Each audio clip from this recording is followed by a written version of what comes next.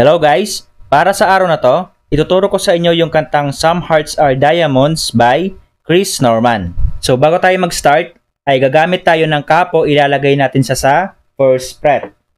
So para sa intro, ang mga chords na gagamitin natin dito ay C, A minor, F. So yung easy version niya ay ganito.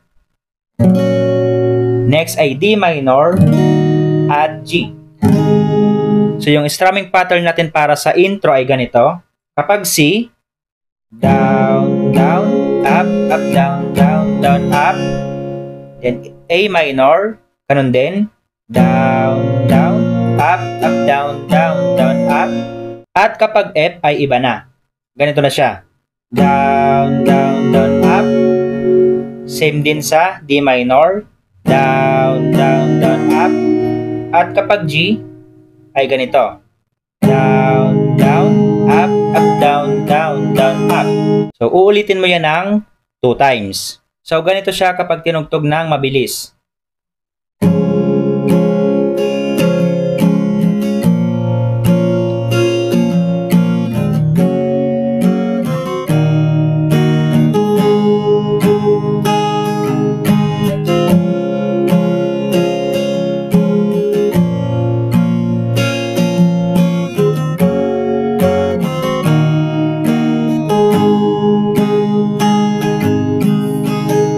Proceed na tayo ng verse. So, yung chords natin dito ay A minor, E minor, F, at C.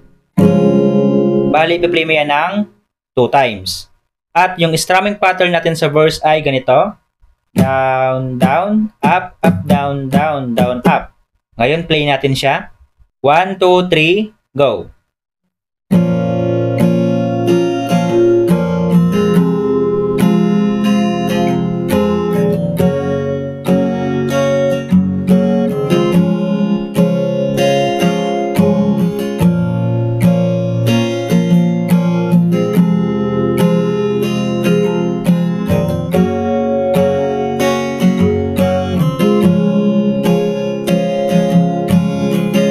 Then, pagkatapos niyan ay pre-chorus. So, yung chords natin dito ay E minor, A minor, F, at G.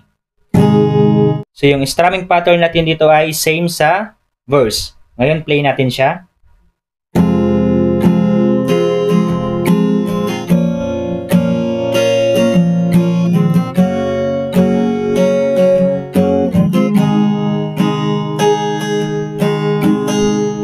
Ngayon, proceed na tayo ng chorus. So, yung chords natin para sa chorus ay C, F, D minor, at G. Bali, i-play mo yan ng 2 times. At yung strumming pattern natin sa chorus ay same lang sa pre-chorus. Ngayon, play natin siya.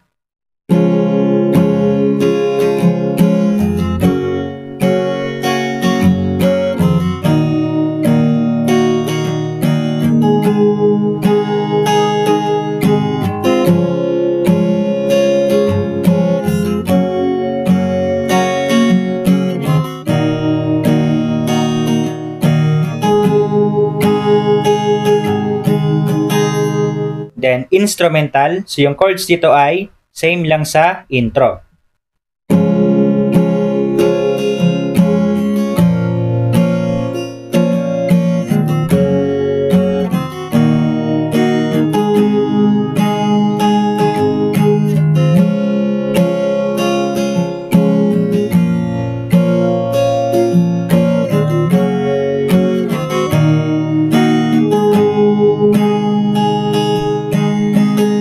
Then after that ay ipi-play mo naman yung another verse, pre-chorus at chorus.